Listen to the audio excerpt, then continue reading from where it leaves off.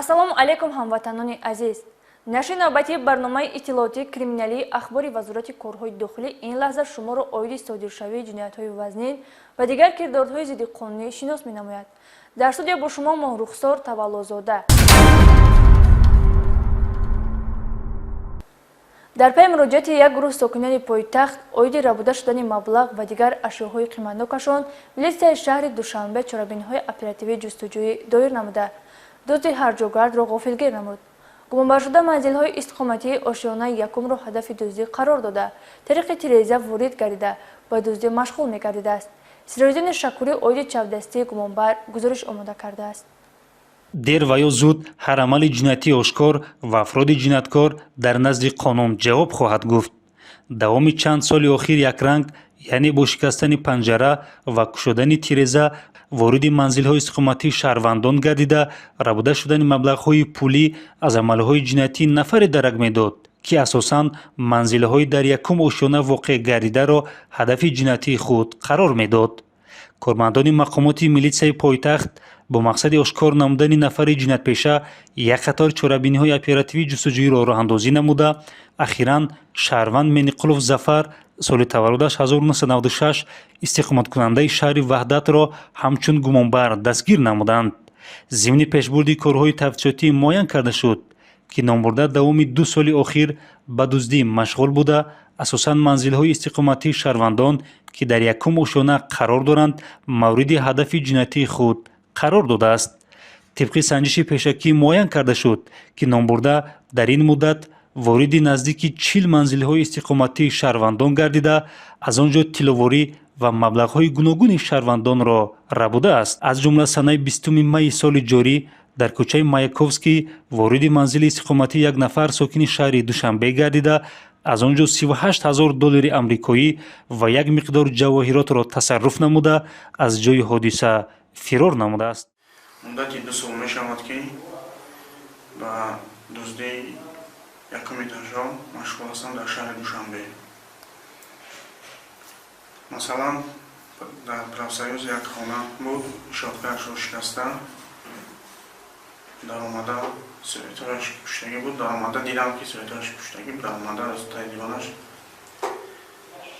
$34,000 гирифтам.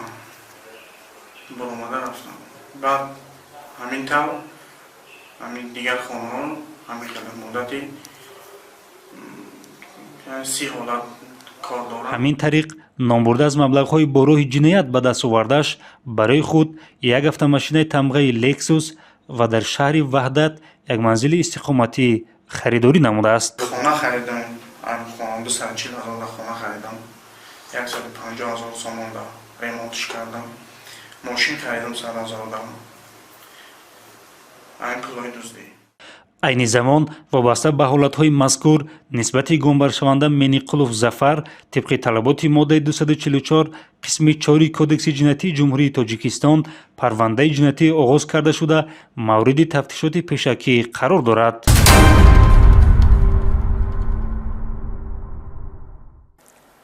манфиати шахсиро болотар аз масъулият ва ӯҳдадориҳои касбӣ гузоштан оқибаташ танҳо беобрӯгист. кормандони раиси Вазорати корҳои дохилӣ дар вилояти Суғд дар якҷоягӣ бо кормандони прокуратураи вилоят, сармуаллими факултати тарбияи ҷисмонии донишгоҳи давлатии Хуҷанд бо номи академик Бобоҷон Ғафуровро бо ҷурми гирифтани пора боздошт намуданд.